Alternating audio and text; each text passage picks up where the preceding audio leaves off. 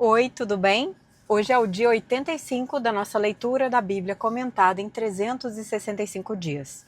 Eu sou a Tati, da Palavra com Tati. Muito obrigada pela sua companhia até agora. Nós estamos usando a Bíblia de Estudo Joyce Meyer com comentários da autora. Hoje nós prosseguimos no Antigo Testamento no livro de Juízes, nos capítulos 20 e 21. Que o Senhor nos abençoe. Capítulo 20. A guerra entre os israelitas e os benjamitas. Então, todos os israelitas de Dan a Berseba e de Gileade saíram com um só homem e se reuniram em assembleia perante o Senhor em Mispá. Os líderes de todo o povo das tribos de Israel tomaram seus lugares na assembleia do povo de Deus. 400.000 soldados armados de espada. Os benjamitas souberam que os israelitas haviam subido a Mispá. Os israelitas perguntaram: como aconteceu essa perversidade? Então o levita, marido da mulher assassinada, disse: eu e a minha concubina chegamos a Gibeá de Benjamim para passar a noite.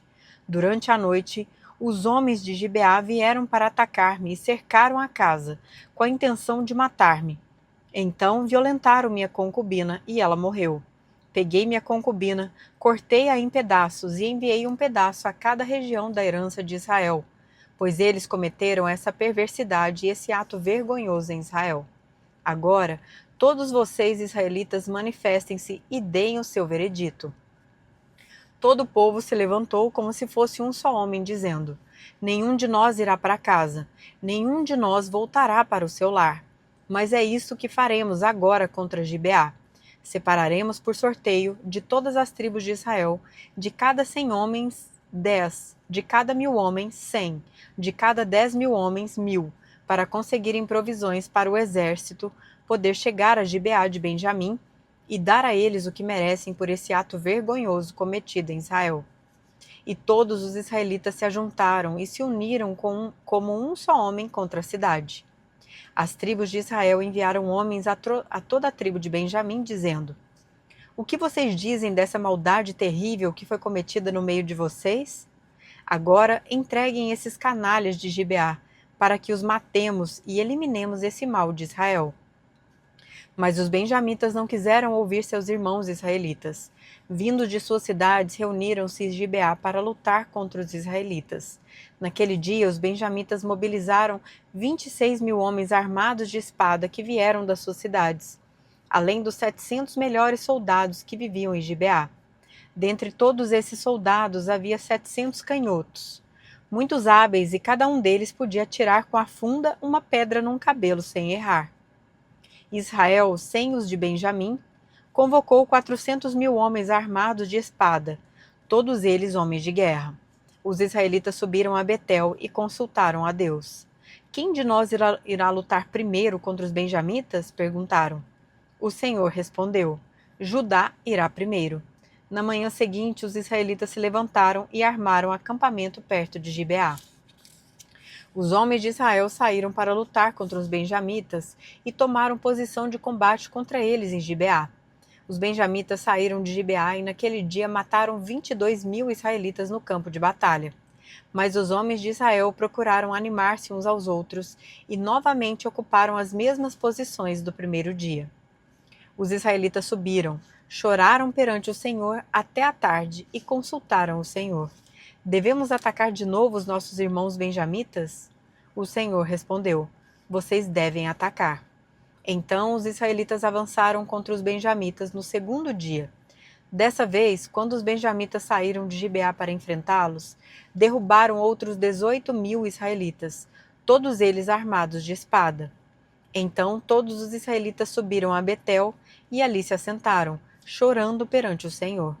Naquele dia jejuaram até a tarde e apresentaram holocaustos e ofertas de comunhão ao Senhor. E os israelitas consultaram ao Senhor.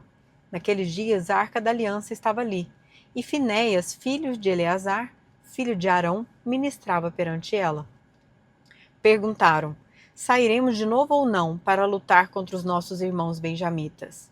O Senhor respondeu: vão, pois amanhã eu os entregarei nas suas mãos. Então os israelitas armaram uma emboscada em torno de Gibeá. Avançaram contra os benjamitas no terceiro dia. e tomaram posição contra Gibeá como tinham feito antes. Os benjamitas saíram para enfrentá-los e foram atraídos para longe da cidade. Começaram a ferir alguns dos israelitas como tinham feito antes, e uns 30 homens foram mortos em campo aberto e nas estradas, uma que vai para Betel e a outra que vai para Gibeá. Enquanto os benjamitas diziam: "Nós os derrotamos como antes", os israelitas diziam: "Vamos retirar-nos e atraí-los para longe da cidade, para as estradas." Todos os homens de Israel saíram dos seus lugares e ocuparam posições em Baal-Tamar. E a emboscada israelita atacou da sua posição a oeste de Gibeá. Então 10.000 homens dos melhores soldados de Israel iniciaram um ataque frontal contra Gibeá. O combate foi duro e os benjamitas não perceberam que a desgraça estava próxima deles. O Senhor derrotou Benjamim perante Israel. E naquele dia os israelitas feriram 25.100 benjamitas, todos armados de espada. Então os benjamitas viram que estavam derrotados. Os israelitas bateram em retirada diante de Benjamim, pois confiavam na emboscada que tinham preparado perto de Gibeá. Os da emboscada avançaram repentinamente para dentro de Gibeá. Espalharam-se e mataram todos os habitantes da cidade à espada. Os israelitas tinham combinado com os da emboscada que estes fariam subir da cidade uma grande nuvem de fumaça. E então os israelitas voltariam a combater. Os benjamitas tinham começado a ferir os israelitas, matando cerca de 30 deles, e disseram: "Nós os derrotamos como na primeira batalha." Mas, quando a coluna de fumaça começou a se levantar da cidade, os benjamitas se viraram e viram a fumaça subindo ao céu. Então os israelitas se voltaram contra eles, e os homens de Benjamim ficaram apavorados, pois perceberam que a sua desgraça havia chegado. Assim fugiram da presença dos israelitas, tomando o caminho do deserto, mas não conseguiram escapar do combate. E os homens de Israel, que saíram da cidade, os mataram ali. Cercaram os benjamitas e os perseguiram, e facilmente os alcançaram nas proximidades de Gibeá, no lado leste. 18.000 benjamitas morreram, todos eles soldados valentes. Quando se viraram e fugiram rumo ao deserto, para a rocha de Rimom, os israelitas abateram 5.000 homens ao longo das estradas. Até Gidom, eles pressionaram os benjamitas e mataram mais de 2.000 homens. Naquele dia, 25.000 benjamitas, que portavam espadas, morreram. Todos eles soldados valentes. 600 homens, porém, viraram as costas e fugiram para o deserto, para a rocha de Rimom, onde ficaram durante 4 meses. Os israelitas voltaram a Benjamim e passaram todas as cidades à espada, matando inclusive os animais e tudo o que encontraram nelas. E incendiaram todas as cidades por onde passaram. Capítulo 21.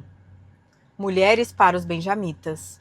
Os homens de Israel tinham feito esse juramento em Mispá: "Nenhum de nós dará sua filha em casamento a um benjamita." O povo foi a Betel, onde esteve sentado perante Deus até a tarde, chorando alto e amargamente. "Ó Senhor Deus de Israel", lamentaram, "por que aconteceu isso em Israel? Por que teria que faltar hoje uma tribo em Israel?" Na manhã do dia seguinte, o povo se levantou cedo, construiu um altar e apresentou holocaustos e ofertas de comunhão. Os israelitas perguntaram: "Quem dentre todas as tribos de Israel deixou de vir à assembleia perante o Senhor?" Pois tinham feito um juramento solene de que qualquer que deixasse de se reunir perante o Senhor em Mispá seria morto. Os israelitas prantearam pelos seus irmãos benjamitas. "Hoje uma tribo foi eliminada de Israel", diziam. "Como poderemos conseguir mulheres para os sobreviventes, visto que juramos pelo Senhor não lhes dar em casamento nenhuma de nossas filhas?" Então perguntaram: "Qual das tribos de Israel deixou de reunir-se perante o Senhor em Mispá?" Descobriu-se então que ninguém de Jabes de Gileade tinha vindo ao acampamento para a assembleia. Quando contaram o povo, verificaram que ninguém do povo de Jabes de Gileade estava ali. Então a comunidade enviou 12.000 homens de guerra com instruções para irem a Jabes de Gileade e matarem à espada todos os que viviam lá, inclusive mulheres e crianças. "É isso o que vocês deverão fazer", disseram. "Matem todos os homens e todas as mulheres que não forem virgens." Entre o povo que vivia em Jabes de Gileade, encontraram 400 moças virgens e as levaram para o acampamento de Siló, em Canaã. Depois, a comunidade toda enviou uma oferta de comunhão aos benjamitas que estavam na rocha de Rimom. Os benjamitas voltaram naquela ocasião e receberam as mulheres de Jabes de Gileade, que tinham sido poupadas. Mas não havia mulheres suficientes para todos eles. O povo pranteou Benjamim, pois o Senhor tinha aberto uma lacuna nas tribos de Israel. E os líderes da comunidade disseram: Mortas as mulheres de Benjamim, como conseguiremos mulheres para os homens que restaram? Os benjamitas sobreviventes precisam ter herdeiros, para que uma tribo de Israel não seja destruída. Não podemos dar-lhes nossas filhas em casamento, pois nós, israelitas, fizemos esse juramento. Maldito seja todo aquele que der mulher a um benjamita. Há, porém, a festa anual do Senhor em Siló, ao norte de Betel, a leste da estrada que vai de Betel a Siquém e ao sul de Lebona. Então mandaram para lá os benjamitas, dizendo: Vão, escondam-se nas vinhas e fiquem observando. Quando as moças de Siló forem para as danças, saiam correndo das vinhas e cada um de vocês apodere-se de uma das moças de Siló e vá para a terra de Benjamim. Quando os pais ou irmãos delas se queixarem a nós, diremos: Tenham misericórdia deles, pois não conseguimos mulheres para eles durante a guerra. E vocês são inocentes, visto que não lhes deram suas filhas. Foi o que os benjamitas fizeram. Quando as moças estavam dançando, cada homem tomou uma para fazer dela sua mulher. Depois voltaram para sua herança, reconstruíram as cidades e se estabeleceram nelas. Na mesma ocasião, os israelitas saíram daquele local e voltaram para suas tribos e para os seus clãs, cada um para sua própria herança. Naquela época, não havia rei em Israel. Cada um fazia o que lhe parecia certo. Comentários da autora. Aplicação para a vida. Ore para que você sempre busque os caminhos do Senhor e a vontade dele, em lugar de fazer o que é certo aos seus próprios olhos. Chegamos ao fim do episódio de hoje e do livro de Juízes. Eu te aguardo amanhã. Que Deus nos abençoe.